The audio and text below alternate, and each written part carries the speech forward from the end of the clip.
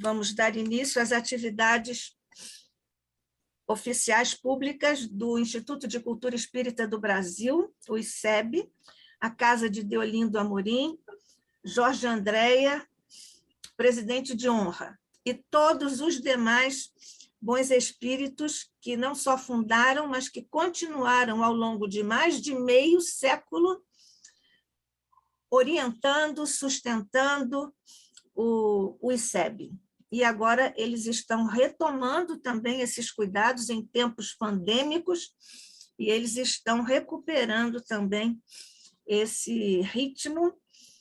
Na verdade, eles é que estão recuperando e estão nos ajudando a recuperar, nós como instrumentos deles todos. A nossa proposta de trabalho é uma proposta de colegialidade, portanto, eu sempre busco trabalhar com a equipe, com o grupo, e ouvir o grupo, com reuniões de diretoria. O Fiuza está aqui, ele sabe disso, ele participa sempre, e agora nós estendemos isso para o trabalho, a elaboração da programação. Nós não estamos habituados a fazer isso, o brasileiro não está habituado a isso, o brasileiro é muito individualista e é muito distraído também, e fica muito condicionado ao longo de todos os tempos do ICEB, pelo menos há uns 30 anos, todo mundo recebe a programação pronta. Então, como nós também mudamos o critério, porque em tempos de pandemia nós temos os grandes desafios de adaptação e, portanto, de mudança. E a mudança, todos sabemos, é uma ótima coisa, bonita, corretamente, politicamente correta de nós dizermos, mas nós temos imensa dificuldade em viver isso. Então, nós estamos ainda tentando e vamos continuar. Olha a Paula chegando. Oi, Paula. Então, nós estamos aqui buscando esse melhor caminho e nós vamos ficar tentando resilientemente até nós atingirmos os objetivos. Então, temos que ir nos adaptando. Nessa questão da adaptação, nós já, desde o ano passado, nós instituímos um estudo nos sábados que eram feriados, e tudo foi muito bem recebido. Depois nós constituímos também, no último dia, na quinta semana de algum dia da semana, nós também instituímos estudos. Depois nós tentamos uma alternativa metodológica, que era de colocar 2 expositores simultaneamente para dar mais dinâmica, porque estava ficando, e essa foi uma reivindicação das pessoas na avaliação que fizemos, as pessoas estavam considerando, eu também, porque sou humana, também me canso de nós ficarmos mais de 4, às vezes 5 horas seguidas em live. Então, considerando-se isso, nós fizemos essas reuniões, que já relatei aqui, para, em conjunto, nós definirmos os novos horários, isso foi tudo avisado, detalhado, os novos horários e os conteúdos novos também. Altamiro sabe disso, porque sempre esteve presente a isso tudo, sempre respondeu. Então, é isso que nós temos feito. O motivo de nós estarmos assim atrasados é que nós tivemos, assim, algumas pessoas podiam estar de férias, assim, então isso nos demandou, primeiro, que eu tinha que dar um tempo para as pessoas se manifestarem, e, além disso, depois, para eu solidificar, encaixar a questão de que não haveria mais nenhuma manifestação, e aí eu fui buscar as outras opções, que são muito boas opções, que estão aqui na programação, e eu tenho certeza que as pessoas vão apreciar muito, como têm apreciado também os outros convidados que nós temos trazido, são companheiros que têm uma contribuição especial para a divulgação da doutrina espírita e que vieram de muito bom grado, com muito carinho, aceitaram o nosso convite. Então, essa é a questão. Nós divulgamos agora dois quadros ou duas artes.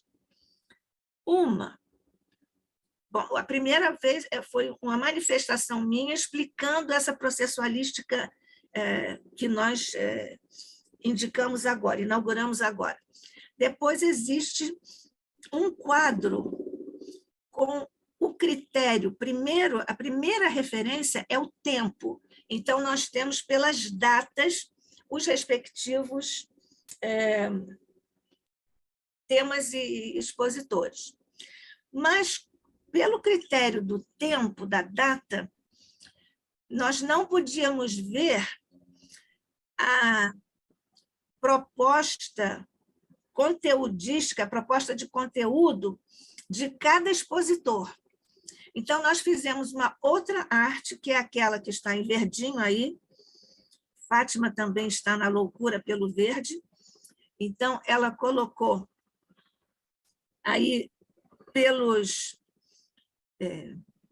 temas, quer dizer, na verdade, nós pegamos a referência dos autores, dos expositores e as datas ou a sequência das palavras das palestras deles, porque essa sequência não é assim aleatória. Isso aí tem uma proposta de sequência lógico-objetiva e tudo mais. Então, esse quadrinho verde se serve ou se presta a uma melhor contribuição para o entendimento da filosofia de trabalho que fez aqui, que deu origem à constituição desse quadro dos horários. Há uma outra questão. A quinta, todos os dias, segundas ou sextas, os dias em que que eles caem em uma quinta semana no mês, nós instituímos um projeto, que é um projeto que nós chamamos de Figuras de Amor a Jesus e a Kardec. Nós temos verificado, o motivo, o objetivo, nós temos verificado que muitas pessoas deixaram de estudar, ou de aprofundar, ou de mencionar esses luminares que deram sequência, que aprofundaram e que deram substância aos movimentos de progressão no processo de divulgação da doutrina. Então, nós estamos, esse mês, ou esse semestre, nós estamos fazendo 2 reuniões no dia 29 de abril e no dia 30 de maio, falando sobre Joana de Ângeles, que é uma mentora que está muito presente sempre junto a todos nós e ao ICEB, e nós estamos começando hoje, porque vocês já viram que nós vamos falar um pouquinho sobre Chico Xavier, buscando um outro viés, porque, na verdade, o Chico é uma figura tão grande, tão manifesta, tão profunda e tão conhecida, que às vezes pode ser muito fácil de falar sobre ele, mas às vezes também um pouco difícil falar sobre ele, porque tudo já foi dito, mas nós estamos aqui inaugurando essas figuras de amor a Jesus e a Kardec, com o Chico na abertura desses nossos trabalhos no ICEB, e depois nós temos, em abril e maio, essas palestras, esses companheiros.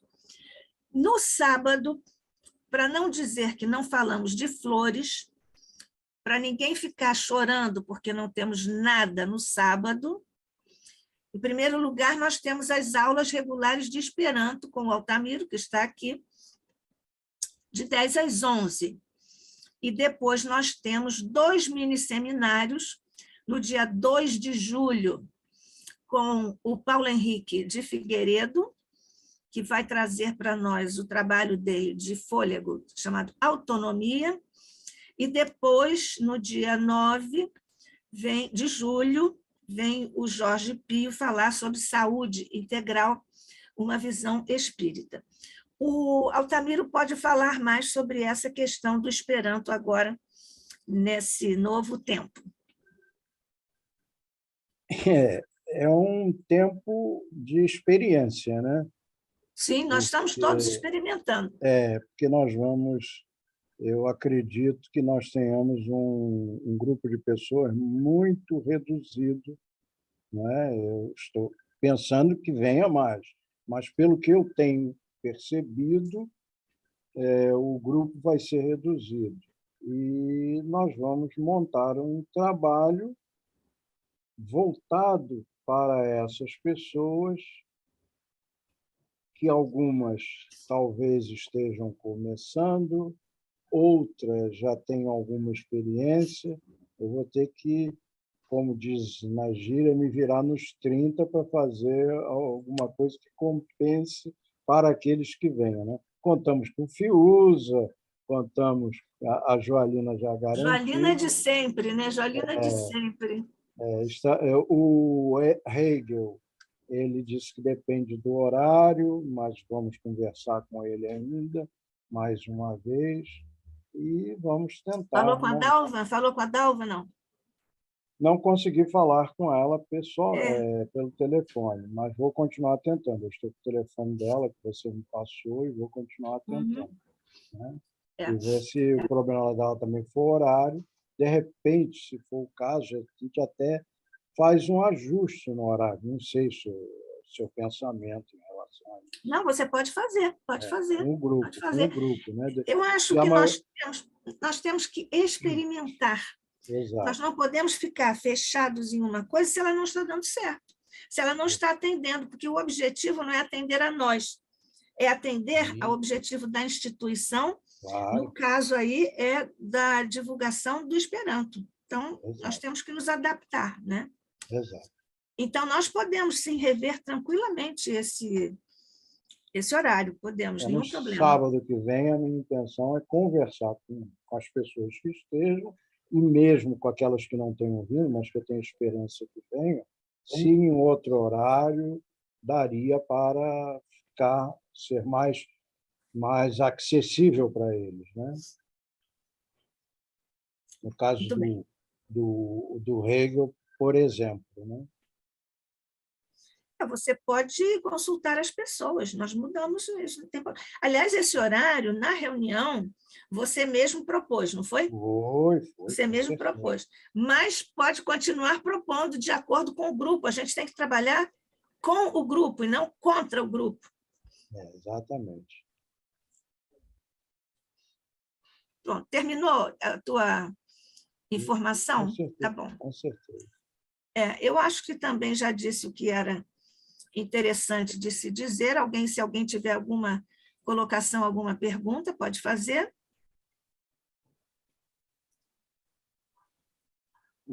Nádia, eu gostaria de fazer uma pergunta relativo a essa programação do semestre. Sim.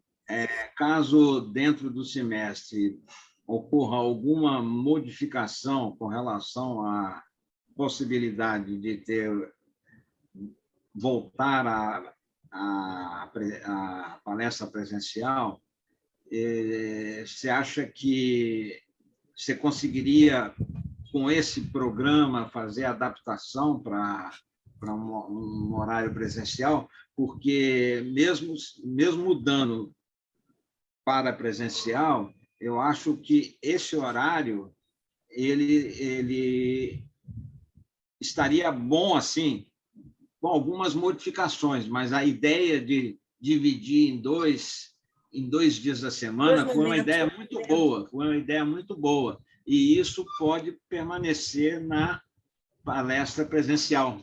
Quer dizer, isso sempre foi uma reivindicação no ICEB, de dividir o sábado, né? Que a gente chamava de dividir o sábado. Atendendo também às observações das pessoas que estavam conosco, nós ouvimos essas percepções, impressões, porque, inclusive, elas coincidem todas umas com as outras, com as nossas também, porque ficava muito cansativo para todos nós, não é isso? Então, cai o rendimento também. Então, nós estamos nessa tentativa, somos resilientes, vamos continuar tentando. Agora, a questão, você perguntou se nós, em voltando aos encontros presenciais, se nós manteríamos esta programação. Como ela está posta hoje, seria possível, eventualmente, em algum momento, porque nós temos aqui,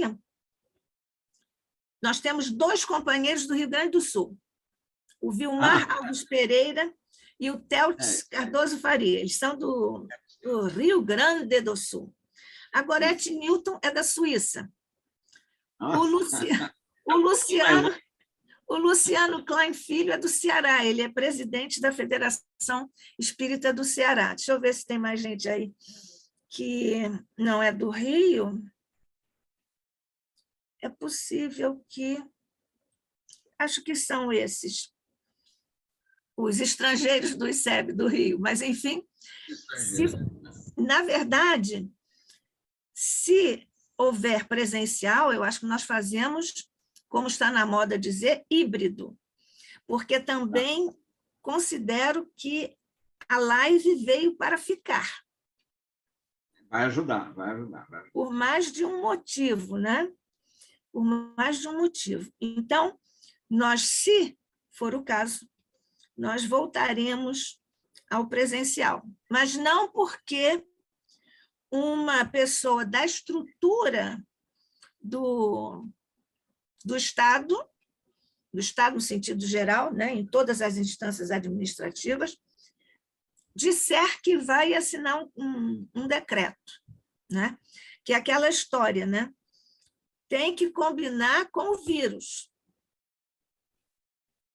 O Garrincha uma vez disse, né, quando disseram, nós vamos vencer, não sei o que lá, de um jogo, né? Aí disseram, tá bem, mas vocês já combinaram com os russos? Ele falou, isso ficou assim, é emblemático, né, o Altamiro? Todo mundo fala nisso, né? Certo. Já combinaram com os russos. Então, agora, aplica-se adaptando-se, já combinaram com o vírus, porque o vírus não tem ética. O vírus não tem ética. Ele vai, e é 913, ele é egoísta, ele só faz o que ele quer e só o que está de acordo com a sua natureza. E nós é que temos que ficar bem atentos. E considero que as pessoas que tomam, na sua instituição, esse tipo de decisão, está assumindo uma grave responsabilidade. Então, as autoridades sanitárias é que devem definir isso em função das experiências, das conclusões e dos esforços científicos nas organizações científicas. Então, mas eu espero que a gente possa, sim, voltar, quem sabe, no primeiro semestre. Eu, na verdade, tenho uma desconfiança de que não, mas porque nós estamos em março. E o número de, digamos assim, né, de internações e de óbitos fica naquela linha assim, oscilando, mas é só um pouquinho para cima e um pouquinho para baixo. Porque nós não saímos da mesma centena. Enfim, mas nós vamos fazer o que as condições nos recomendarem. Então, podemos... Alguém quer falar mais alguma coisa? Não. Então, vamos começar.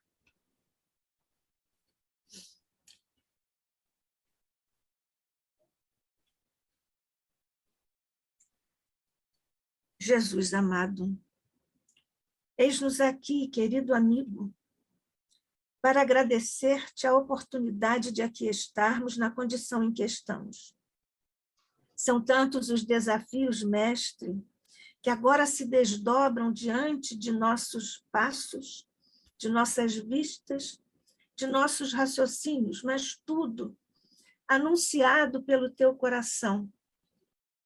E nessa mesma oportunidade, tu nos garantiste que tivéssemos fé, confiança, que tu estarias, como tens estado e continuarás estando, conosco diante de todos os desafios. É nesse contexto, mestre, que inicialmente, ao te agradecermos pela oportunidade de estarmos trabalhando em benefício do ICEB, em benefício dos objetivos que tu traçaste para a divulgação da santificada doutrina codificada pelo teu irmão amigo Rivaio Kardec. E é nesse contexto, Jesus, que nós te rogamos que nos ajudes não só a agradecer a todos que têm ajudado em ambos os planos de existência as tarefas no Instituto de Cultura Espírita do Brasil, mas ainda te rogamos, mestre, que agora encaminhes nossos pensamentos, nossas vibrações e nossas energias, para que possamos estar presentes junto ao sofrimento, ao desespero, ao abandono dos nossos irmãos, calejados, pressionados pela crueza da guerra no planeta. Distende, Jesus, o teu manto de caridade, de solidariedade. Permite que Maria, a mãe de todos nós, por teu legado neotestamentário, possa também distender este manto de amor por sobre as humanas dificuldades e os humanos sofrimentos. Nós te rogamos, Jesus, que abençoes todos os que estão partindo da vida física, nessa circunstância e nas demais outras circunstâncias, mas também que envolvas aqueles que lutam pelos valores superiores do Espírito, em consonância com o teu Evangelho e com a doutrina espírita. Nós te rogamos também que abençoes todos esses esforços pela paz em qualquer instância em que ela esteja sendo cultivada de todas as maneiras. Nós te rogamos, mestre, as bênçãos também por sobre todos os feridos nestes quadros e nestes campos de dor e sofrimento. Nós te rogamos, mestre, que abençoes e envolvas muito especialmente os nossos queridos irmãos para a plena recuperação de César Reis e de José Henrique Rubim, para os quais juntos acabamos de enviar mensagens vibratórias de amor e de recuperação. Multiplica, Jesus, os recursos, as energias e as luzes por sobre os nossos irmãos que nos dirigem no ICEB e que estão também neste momento nos dirigindo, rogando as bênçãos para o discernimento, o equilíbrio, para que nós possamos não comprometer a mensagem do teu Evangelho de luz e da codificação de nosso querido Allan Kardec. Guarda-nos, mestre, sob a tua paz e a tua luz, guardando-nos ainda na paz do teu coração e sob o manto protetor de Maria, nossa Mãe Celestial. Graças te damos, hoje e sempre, sob a graça de nosso Pai. Assim. Assim seja. Bem, nós temos o título que nós demos a esta modesta fala na abertura dos trabalhos de 2022, também já falamos, por sintonia com um projeto que nós nomeamos Figuras do Amor a Jesus e a Kardec. Então, vocês já viram pelo programa que nós vamos buscar alguma reflexão, nada demais, nada muito retumbante, mas alguma reflexão sobre aspectos literários da obra psicografada por Chico Xavier, com autores espirituais, evidentemente. Lá no Evangelho segundo o Espiritismo, nós temos uma orientação que é uma espécie de axioma na codificação. Espíritas, amai-vos, espíritas, instruí-vos. A instrução, nós gostamos de falar sobre instrução por contraposição conceitual à educação. Processos que um está imbricado no outro, do ponto de vista da sua abrangência, mas do ponto de vista da orientação que recebemos com esta, é quase que uma admoestação de Kardec para todos nós, nós temos que saber que nós só vamos nos instruir com o conhecimento. Que conhecimento nós temos e o que é o conhecimento? A rigor, o conhecimento é um conjunto de ideias, é um conjunto de informações, um conjunto de noções que estão estruturados de acordo com alguns critérios de discernimento, de afinidade por conceito ou por área de investigação. Isso é, grosso modo, assim, muito rapidamente, o conhecimento. Mas nós, então, temos duas questões que nos interessam muito particularmente a respeito do conceito de conhecimento, que nos dizem muito respeito, é de extremo interesse para todos nós, do ponto de vista da codificação de Kardec, que é um conhecimento, e não só esse conhecimento a posteriori e a priori, são instâncias de conhecimento, ou modalidades, ou extensões de conhecimento que também assistem outras áreas, mas nós estamos, claro, particularizando aqui para o objeto dessa nossa reflexão, que é o conhecimento a posteriori e o conhecimento a priori. O conhecimento a posteriori, como diz uma expressão latina muito conhecida, a posteriori é uma questão que, aliás, nos foi trazida, está fincada, estruturada, assentada no pensamento de Immanuel Kant e de John Locke, que é um conhecimento a que nós chegamos somente através da experiência. É o chamado conhecimento empírico. E há um conhecimento a priori, que é um conhecimento que não depende das sensações, das impressões dos sentidos.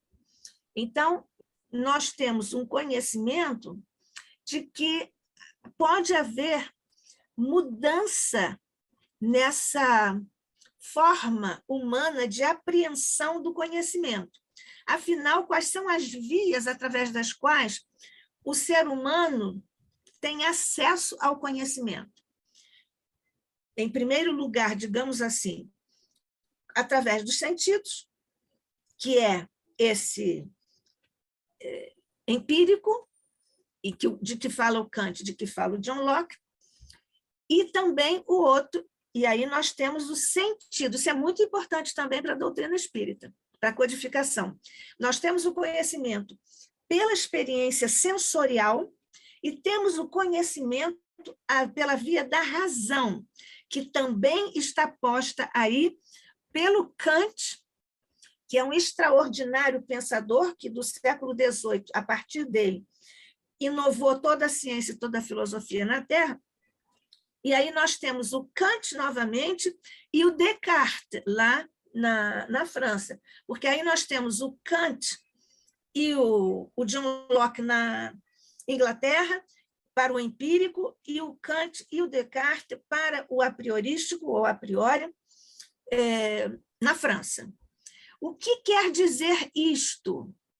É que nós conhecemos pela razão sem precisarmos atuar no sensorial, ou na chamada realidade de concretude material. O que é isto? Por exemplo, quem já viu um triângulo. Se você disse que você viu um triângulo desenhado no papel, você não viu um triângulo. Você viu uma representação do triângulo. Nós vivemos num mundo de representações. Quando você estuda geometria, numa aula de geometria, a professora ou o professor faz lá um desenho e diz assim, agora gira isso aqui. Isso é tudo no desenho, né? Agora gira isso aqui, projeta para lá. E aí você faz isso. Arquitetos fazem isso muito, engenheiros fazem muito isso. Isso é um conhecimento a priori, porque não usaram nenhum sentido, usaram só a razão. O Espiritismo, quando chegou, valeu-se da confluência desses dois movimentos, do conhecimento empírico ou a posteriori. Quando que isso aconteceu? Quando nós tivemos os REPs, as mesas gigantes, as mesas falantes, porque tudo isso era conhecimento empírico, pela via dos sentidos.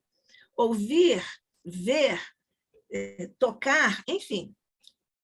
Mas isso não era suficiente, isso foi lá naquela moda da Paris, daquele momento histórico para a vida da humanidade no planeta.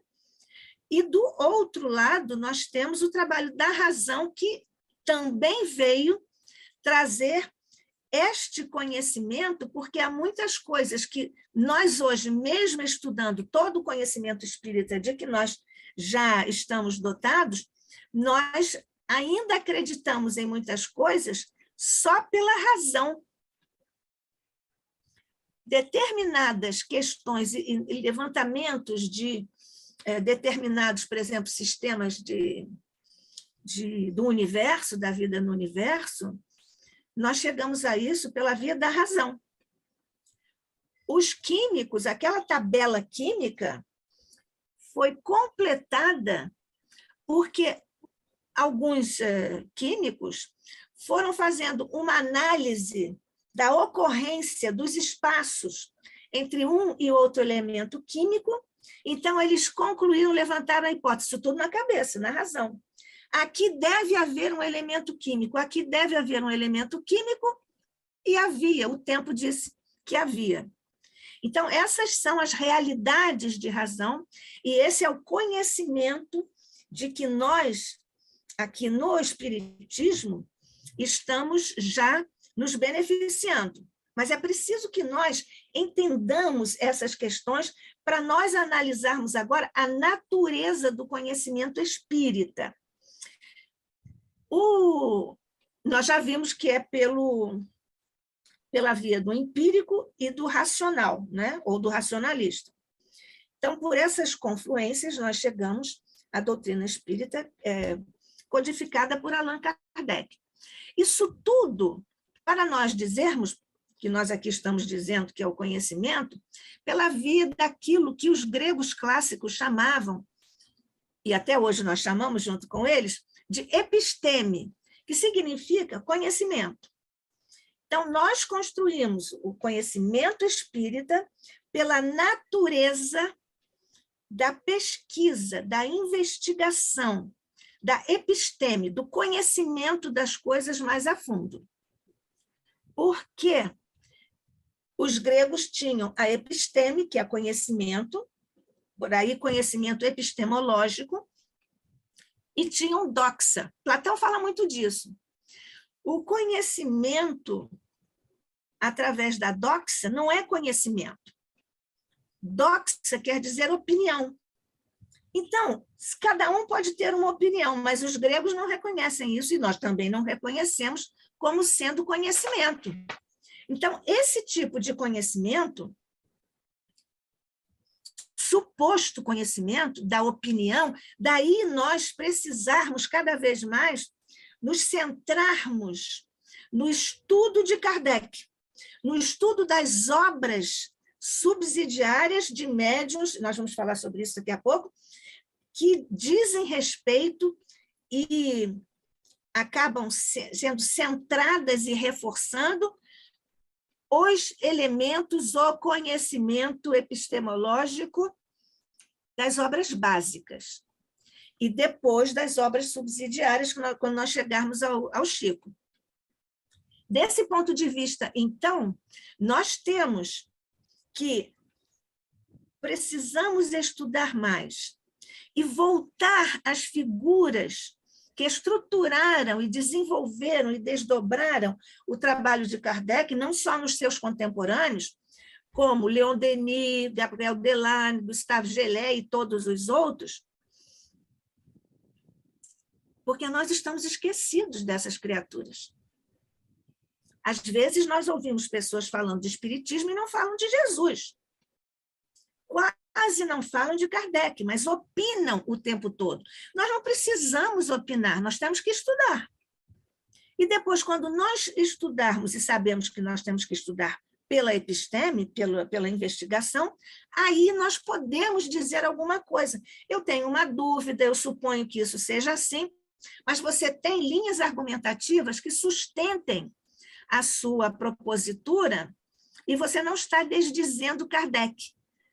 Quem desdisser Kardec vai ficar naquele limbo, onde o Emmanuel disse para o Chico, olha, se alguma vez você se afastar de Kardec, se eu lhe disser alguma coisa que não esteja de acordo com Kardec, você fique com Kardec e nem fique comigo.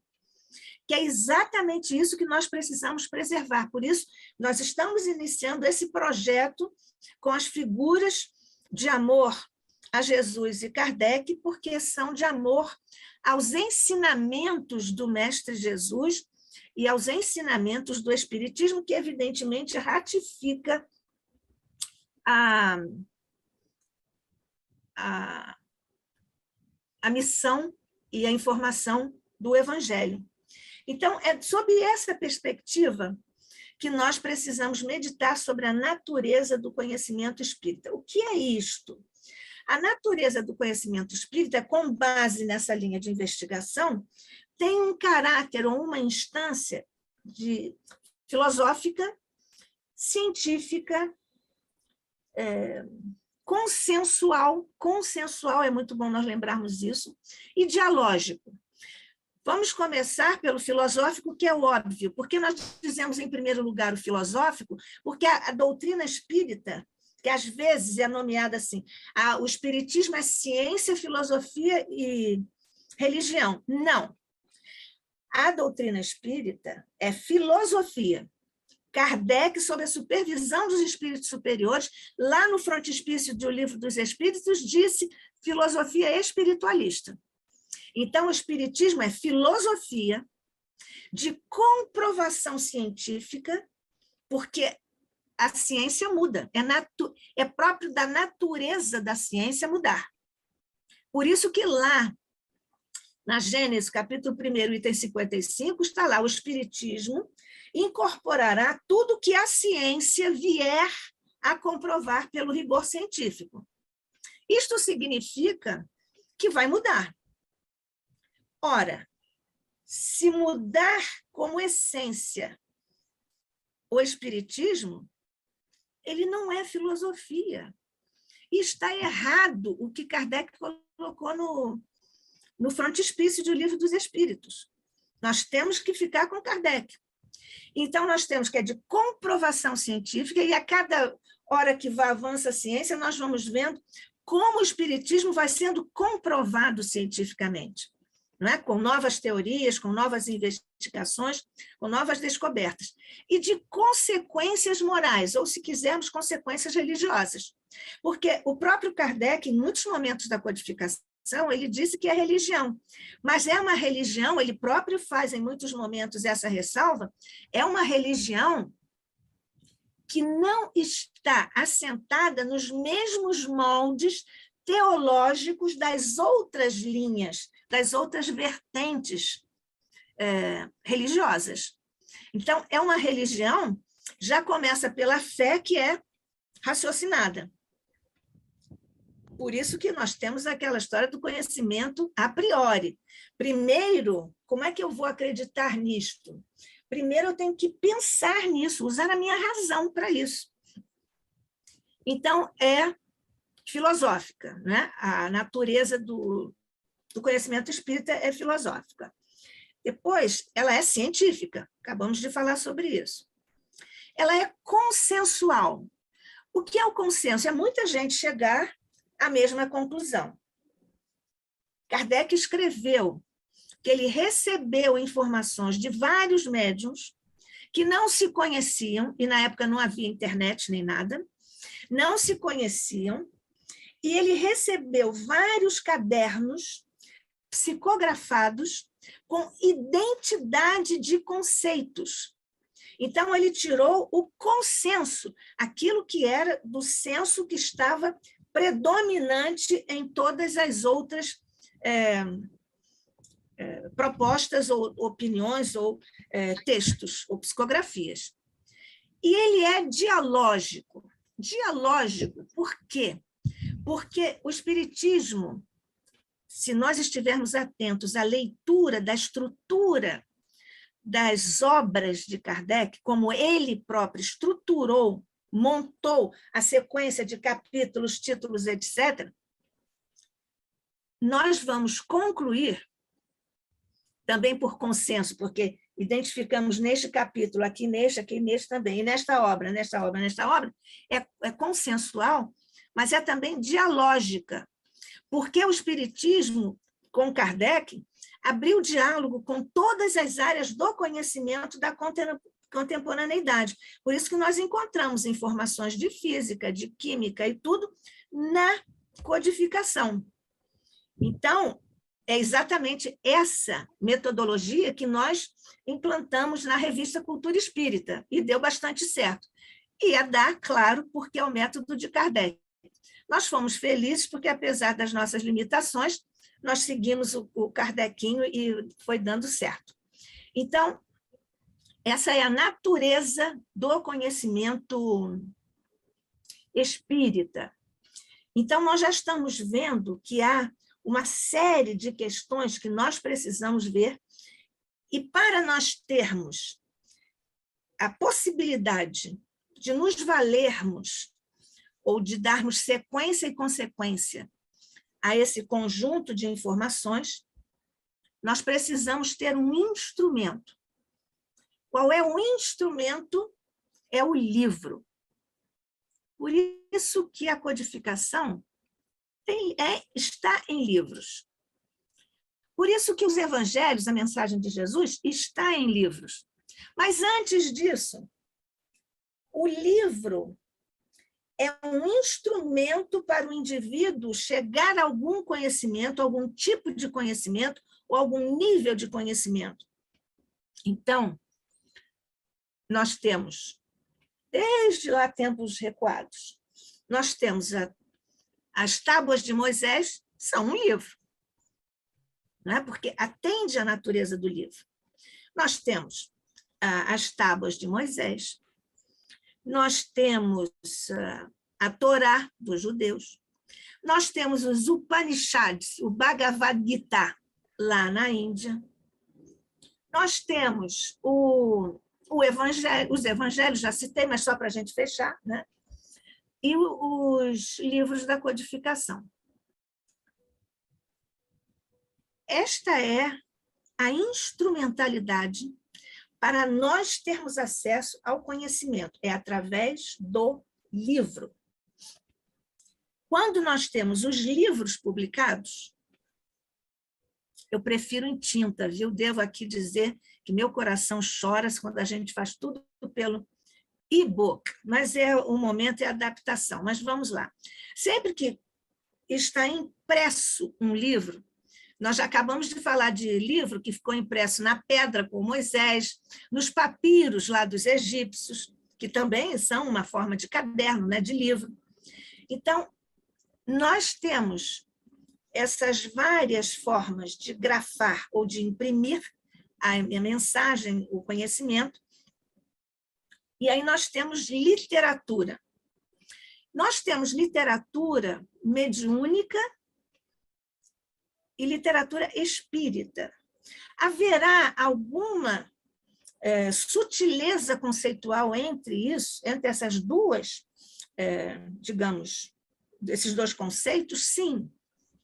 A literatura mediúnica resulta da transmissão de um conceito, de uma mensagem, de uma ideia, de uma tese, de uma opinião doxa, de uma opinião ou de um conhecimento verdadeiro, episteme.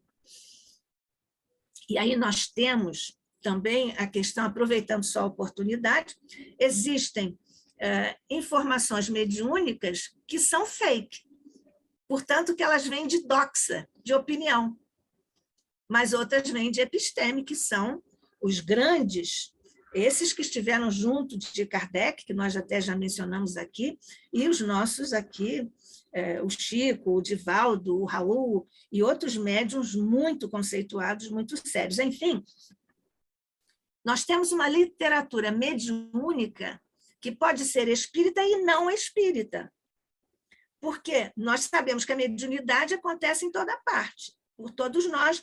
Então, isso pode haver uma psicografia de caráter não espírita e o médium também nem saber que é médium, que nós estudamos isso em O Livro dos Médiuns. Existe um caso muito interessante de uma escritora, vocês já devem ter ouvido falar, a Harriet Beecher Stowe, que ela é autora, vocês também já ouviram falar, nessa obra chamada A Cabana de Pai Tomás. Todo mundo já ouviu falar na Cabana de Pai Tomás. É uma obra muito importante. Primeiro, ela foi rejeitada pelo editor.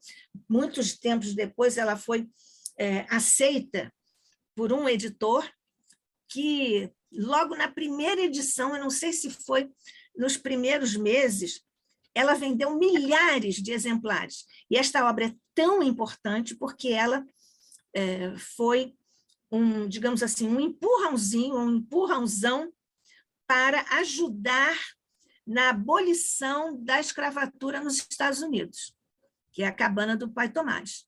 Então, essa é uma obra. Aí perguntaram a Harriet Beecher Stowe que livro era aquele, como é que ela concebeu, escreveu o livro. Ela disse assim, eu não escrevi, essa obra não é minha. Ela veio assim para mim e eu escrevi. Portanto, é uma obra mediúnica, isso é literatura mediúnica, mas não é espírita. Por outro lado, nós temos literatura espírita mediúnica e não mediúnica.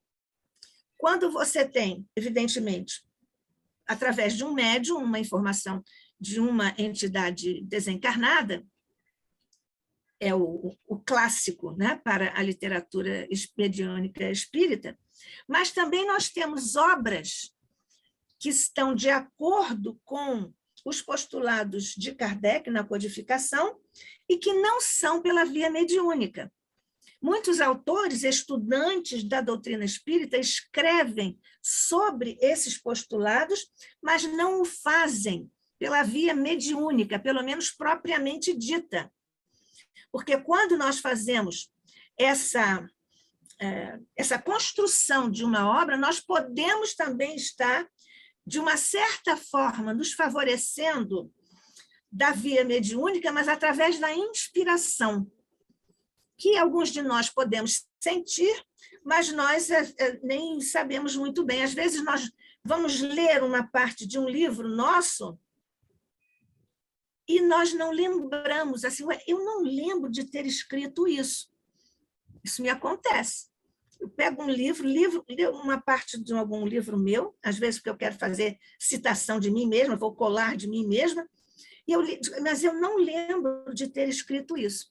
Então, essa é uma literatura espírita não mediúnica, mas ela segue os padrões da doutrina, da codificação. Então, é nesse contexto que nós temos essa postura. Mas agora que nós temos o livro, e temos essa estrutura, e temos a literatura, como é que nós vamos, esse é o pensamento no plano espiritual, né? Como é que nós vamos, então, desdobrar este conhecimento? Já temos os livros, Kardec já deixou aqui os livros, os básicos, mas como é que nós vamos dar prosseguimento a isso? Em primeiro lugar, é um tripé, né? Nós temos o conteúdo, nós temos o autor e nós temos o médium. O conteúdo, evidentemente, já ficou mais do que ressaltado aqui, é o desdobramento das ideias que estão na codificação. São desdobramentos através da ciência, você pode ir vendo novas coisas.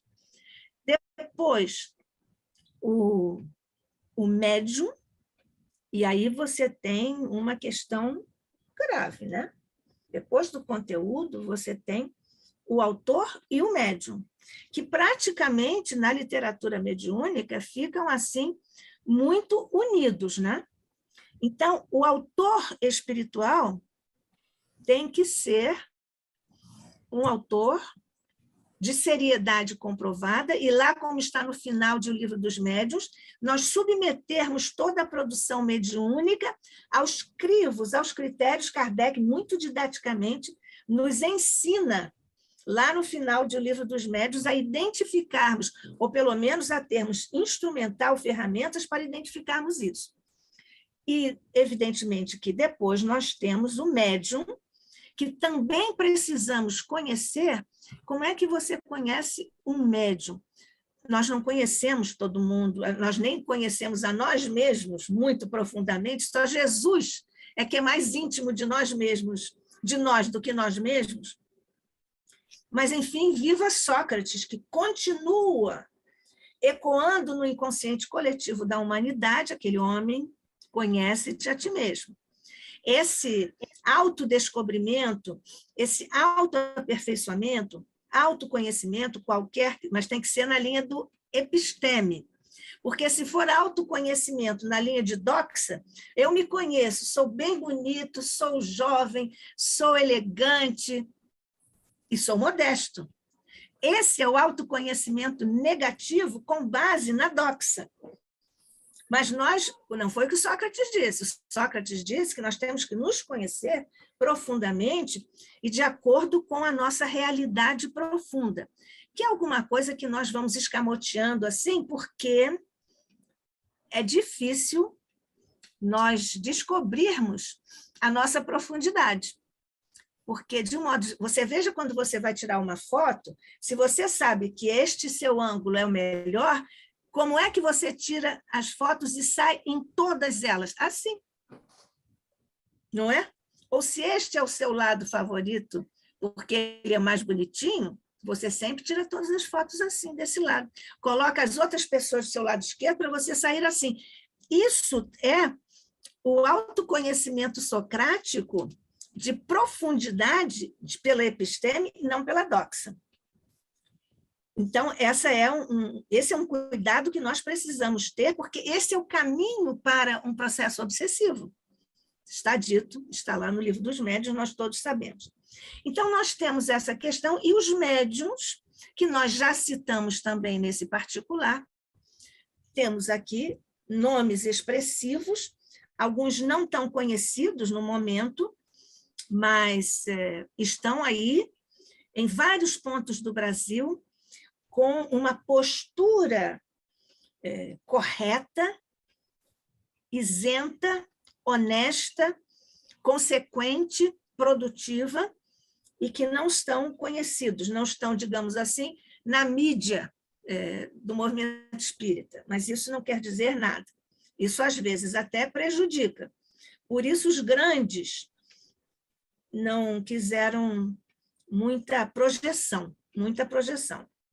Porque agora que nós estamos chegando à questão do médium e que nós estamos buscando a figura excepcional, nós espíritas não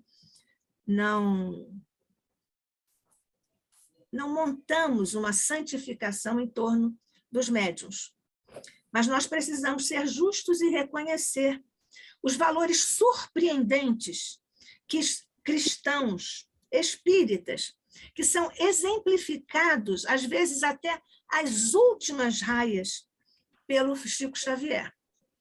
Então, como tudo é planejamento no plano espiritual, porque não há improvisação no plano espiritual, nem mesmo do plano espiritual menos feliz.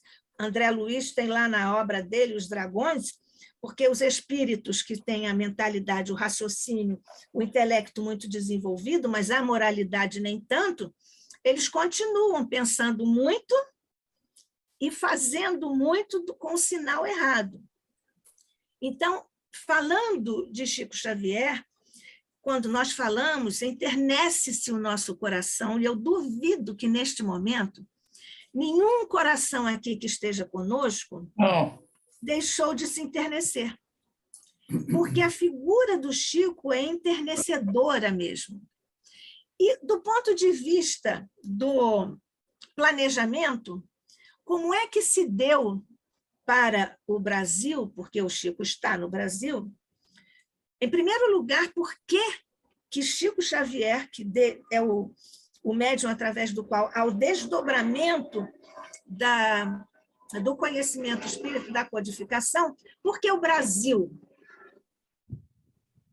Porque na Europa, que tem uma série de digamos, resquícios não é negativo, não, mas elementos remanescentes de outras culturas, porque lá é um cadinho de culturas, né? São valores que remanescem de vários conjuntos de valores de sociedades. A Europa não conseguiu desdobrar pelo amor aquilo que está na codificação. A codificação tem amor e razão. A codificação tem a aliança da ciência e da sabedoria, da filosofia, do amor. Mas não conseguiram lá fazer isso. Providência de Jesus, vamos transplantar a árvore do Evangelho para um outro local do planeta. Então, trouxe para cá, para as terras verde e amarelas. Isso está lindamente, poeticamente descrito por Humberto de Campos em Brasil, Coração do Mundo, Pátria do Evangelho. Então, transplantou-se para cá a árvore do Evangelho. Já que é uma árvore viçosa, muito galhada, né, com contornos geográficos invejáveis para outras percepções de outros estados, que conseguiu chegar a essa configuração pela diplomacia superior do Barão do Rio Branco, sem que houvesse nenhuma guerra de luta pelas nossas fronteiras, e nós chegamos a essa área territorial.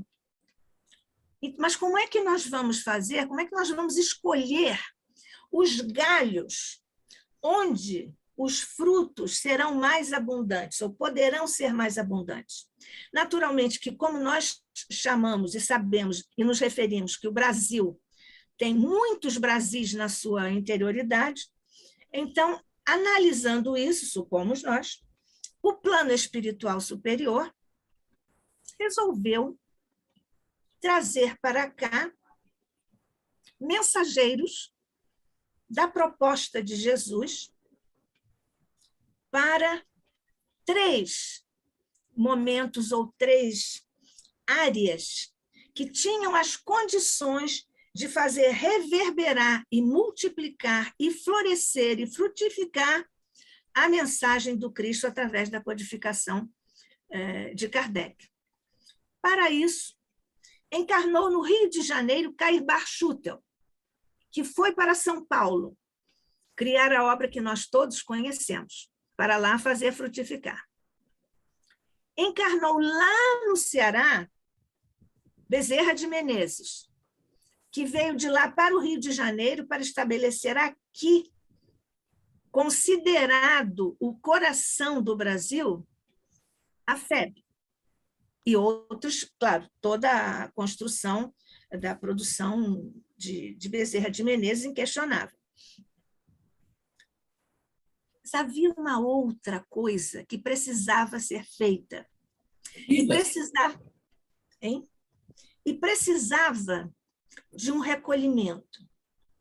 Então, encarnou um espírito muito amoroso de Jesus para uma grande missão de corporificar o desdobramento da doutrina espírita na síntese que foi feita por Kardec, mas agora com os desdobramentos, até porque a ciência já tinha descoberto muito mais coisas, e nós vamos falar, ainda que rapidamente, sobre isso, acho que estou me demorando muito nessa questão. E então, nesse particular, já tínhamos Rio, Coração do Brasil, Bezerra de Menezes, IFEB e tudo mais.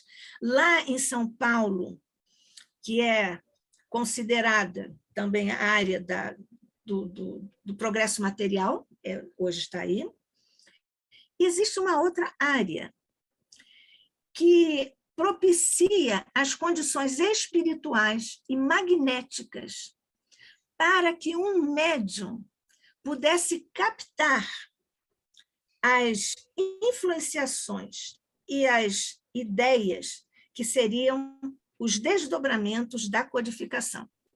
Então, é naquele clima de montanhas, as grandes formas concretas da natureza, naquele cenário e naquele clima intimista. Por isso que todo mundo diz mineiro é calado, né? Isso é uma coisa que nós temos, a filosofia diz muito isso, tem isso aí. Então, é naquele clima de intimidade, de recolhimento, de serenidade, até pelo próprio contexto da natureza, que encarnou em abril de 1900, no dia 2, um espírito que viria a chamar-se Francisco, um nome que já traz uma carga emocional de Francisco de Assis, chamado Il Poverello de Assisi, o pobrezinho de Assis. E Cândido é o segundo nome que tem esse espírito. Além de ser Francisco, ele é Cândido, é um reforço para a vibração do nome Francisco. E assim foi sendo esse desenho dos espíritos que fariam brotar nas diferentes instâncias da divulgação, das necessidades de divulgação dos desdobramentos do espiritismo a partir de Kardec, aqui no Brasil, através de uma pena suave, doce, fiel ao Cristo, que é aquele lápis de Chico Xavier. Emmanuel estava atento a isso, e nós sabemos que esses dois espíritos caminham desde muito, muito, muito longas eras atrás. Não vamos aqui falar das encarnações e tal, mas nós todos sabemos. Então, Emmanuel estava atento para ser o guia, o orientador de Chico Xavier. Chico Xavier precisaria de guia, todos nós precisamos, principalmente quando nós estamos envoltos em fluidos pesados do nosso planeta, principalmente porque o processo de transição já estava iniciado, de uma forma branda, chegando devagarinho, mas estava. Então, e agora, provavelmente, o Chico pode ser o guia de Emmanuel, porque eles mudam de posição com toda a tranquilidade. Então, o Emmanuel disse que, para a obra de Chico Xavier, a obra psicografada de Chico Xavier, há 3 momentos ou 3 fases. A primeira fase é a fase da explosão, né? Do aviso. A segunda é a fase do chamamento. E depois é a fase do entendimento.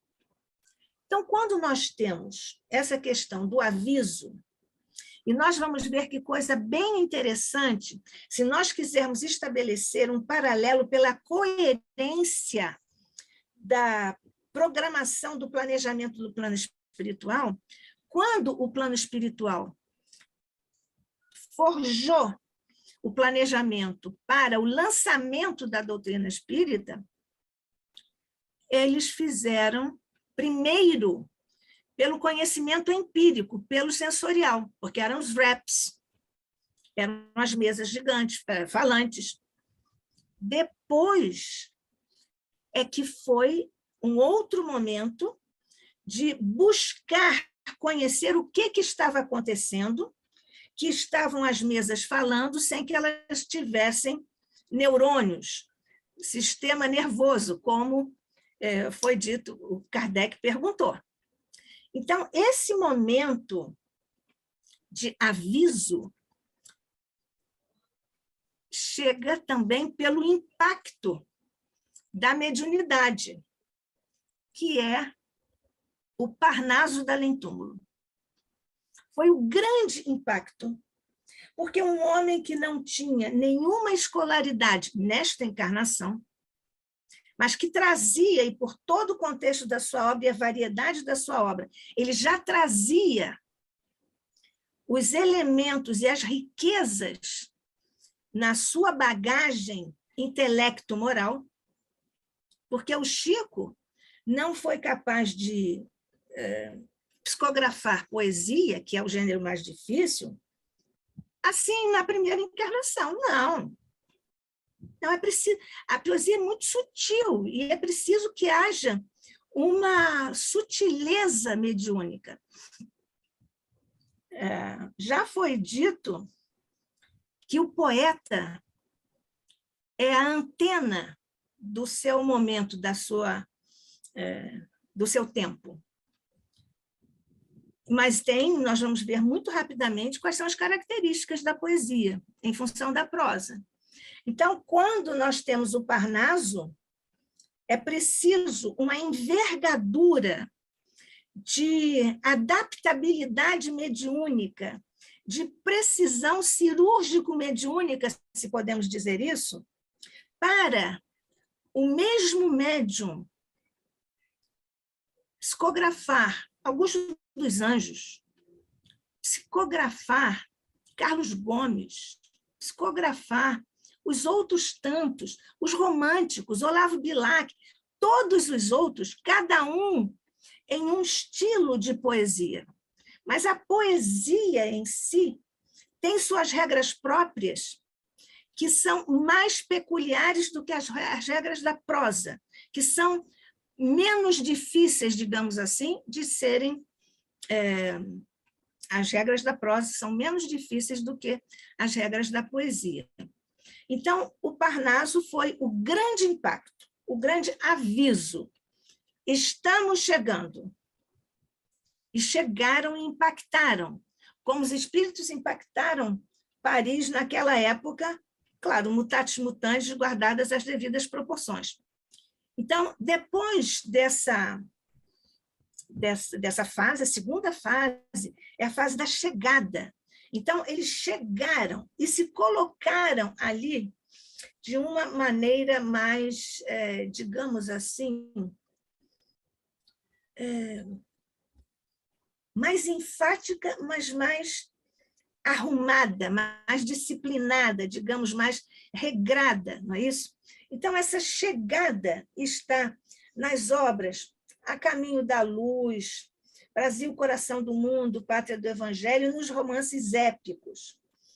Então, o acervo da obra psicográfica de Chico Xavier tem uma variedade inacreditável em se tratando da mesma figura mediúnica.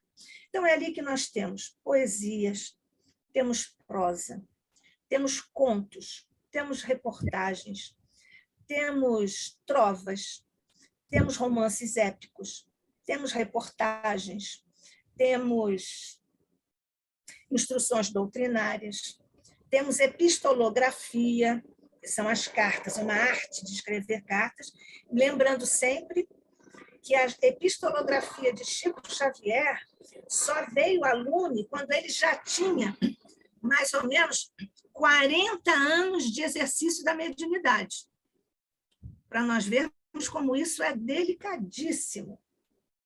Então, e tem os romances épicos, nós já falamos sobre isso. E existe a terceira fase, que é a fase do entendimento. E é aí que nós temos a obra científica, ou de cunho científico, de André Luiz. Particularmente a obra de André Luiz. Mas nós temos também nessa fase do entendimento, não só a parte científica, que está aí posta pela série Luizina, mas nós temos essa fantástica coleção de Fonte Viva, que são aqueles 5 pequenos grandes livrinhos, nos quais nós vamos estudar quando nós estivermos no plano espiritual. E é onde estão também, nessa etapa, nessa fase, onde estão os livros infantis. Os livros infantis têm uma delicadeza tal, eles estão na terceira fase, com Chico Xavier. Mas Emmanuel disse que essa fase, onde estão aquele livro do rei, como é que é? Daqui a pouco eu vou me lembrar dele. São os 2 livros de Veneranda. Nós vamos lembrando que Veneranda é o espírito mais evoluído lá de nosso lar, o único em nosso lar, além do governador, a ter visto Jesus. A maior antena mediúnica do século precisou de um elemento, como é que se chama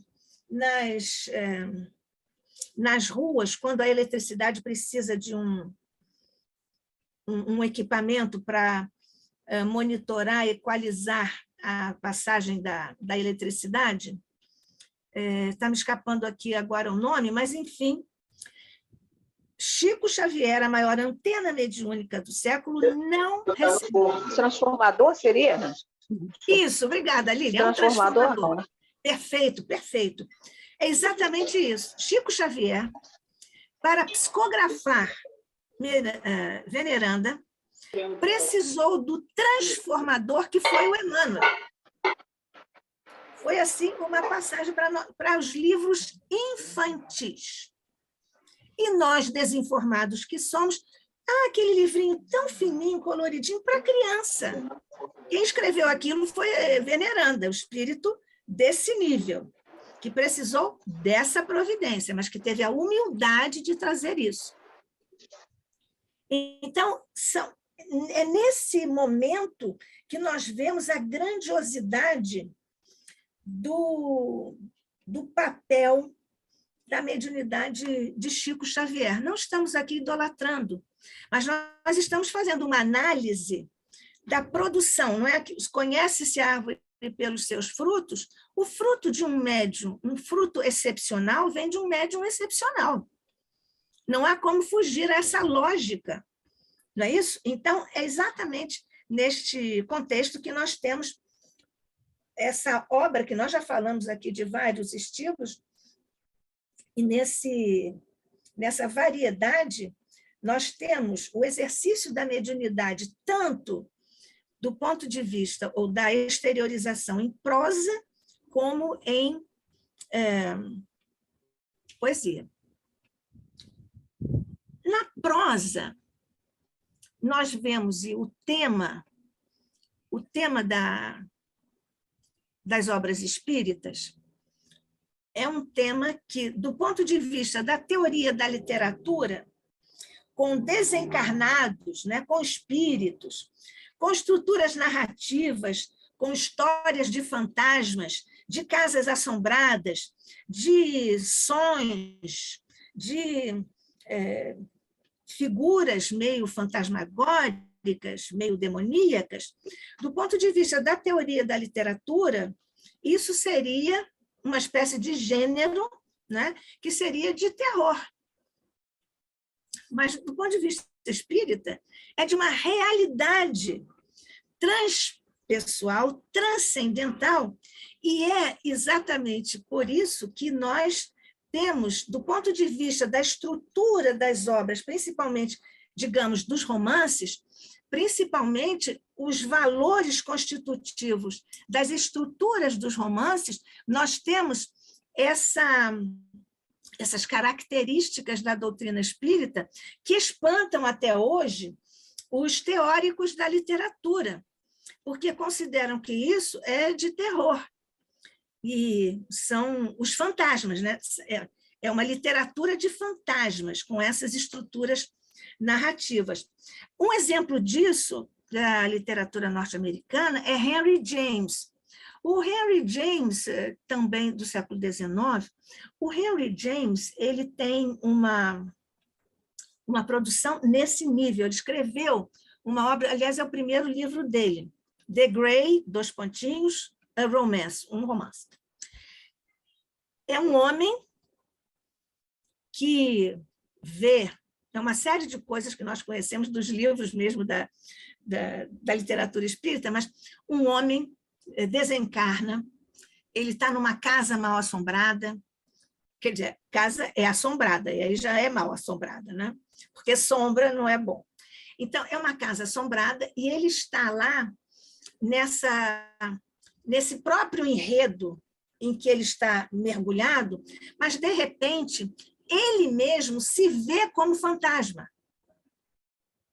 E aí nós temos desdobramentos que nós estudamos lá em O Livro dos Espíritos, e nós vemos os desdobramentos, o próprio que está narrando a história, que é o narrador, que é uma outra questão das obras literárias, o narrador ele próprio se vê como fantasma. Então, ele é, ao mesmo tempo, protagonista e é narrador. E, desse ponto de vista, nós temos também, no estudo da teoria da literatura, o narrador onisciente, quer dizer, ele sabe de tudo que está acontecendo. Mas tem o narrador que não é onisciente, ele não sabe tudo. E, à medida que as coisas vão se desenrolando, é que vai acontecendo a obra. Um exemplo disso é a obra aberta, que são as novelas, porque o narrador ali ele pode ter uma onisciência do conjunto, da sinopse do trabalho dele, mas à medida que vão se desenrolando os capítulos, e também por causa do Ibope, nós sabemos, ele passa a ser não onisciente, porque ele vai vai se acomodando às coisas ou aos movimentos do Ibope e do gosto do público, da opinião do público. Então, é nesse contexto que nós vemos que muitos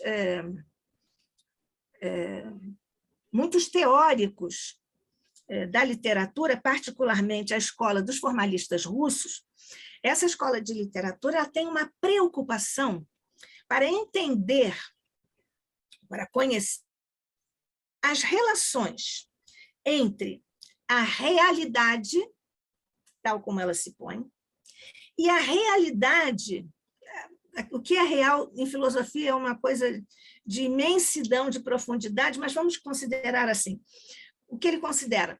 As relações entre a realidade, que é retratada na obra, mas que passou pelo crivo do autor ou do narrador.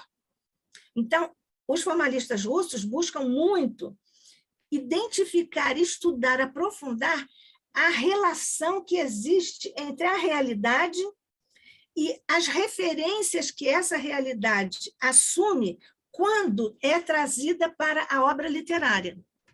Se nós pensarmos do ponto de vista da realidade que nós temos aqui na encarnação e de como a encarnação vai sendo transposta para uma outra obra, para uma outra instância, isso nós vemos muitíssimo lá na segunda parte de O Céu e o Inferno, ou A Justiça Divina segundo o Espiritismo.